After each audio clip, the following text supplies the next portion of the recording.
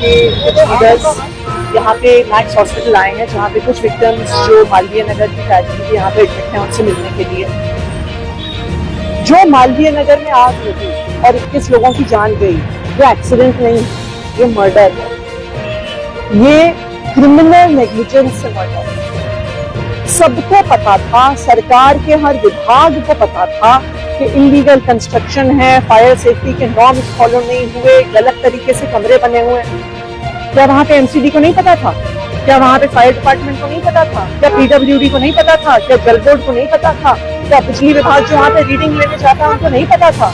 सबको पता था, सबकी मिली भगत थी। और आप याद करिए, जब गोवा में दिसंबर में एक क्लब में आग लगी और कई जाने गई, उसके बाद कोर्ट ने आदेश दिया था कि दिल्ली में सारे कमर्शियल एस्टैब्लिशमेंट्स का चेक होना है, उनका fire compliance, fire safety compliance check होना है, लेकिन फिर भी कुछ नहीं किया गया।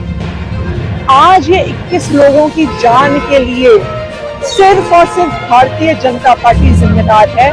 दिल्ली में बीजेपी की 4 इंजन की सरकार है, पीएम भी उनका, एलजी भी उनका, सीएम भी उनकी, मेयर भी उनका।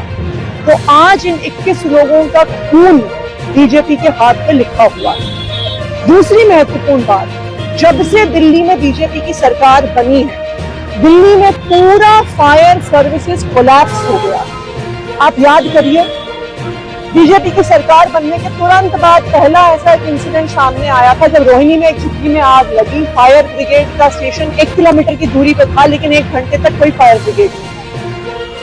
पालम में हम सब ने देखा कि किस तरह से लोग कूद रहे थे, लेकिन पहले फायर ब्रिगेड नहीं आई, फिर उनकी सीढ़ी नहीं चली। विवेक विहार में आग लगी, परिवार कह रहा है कि फायर ब्रिगेड आधा घंटा लेट आई, लेट भी आई तो उनके पास पानी नहीं था, पानी का प्रेशर नहीं था, पाइपें लीक हो रही थी। और आज फिर से यही बात मालवीय नगर में भी निकल के आई। तो ये बिल्कुल साफ है कि बीजेपी को सरकार चलानी नहीं आती है, उनकी नीयत नहीं है, और उनकी इस एब्सेंस ऑफ इंटेंट से, उनका जो ये इंटरेस्ट नहीं है सरकार को चलाने में, लोग अपनी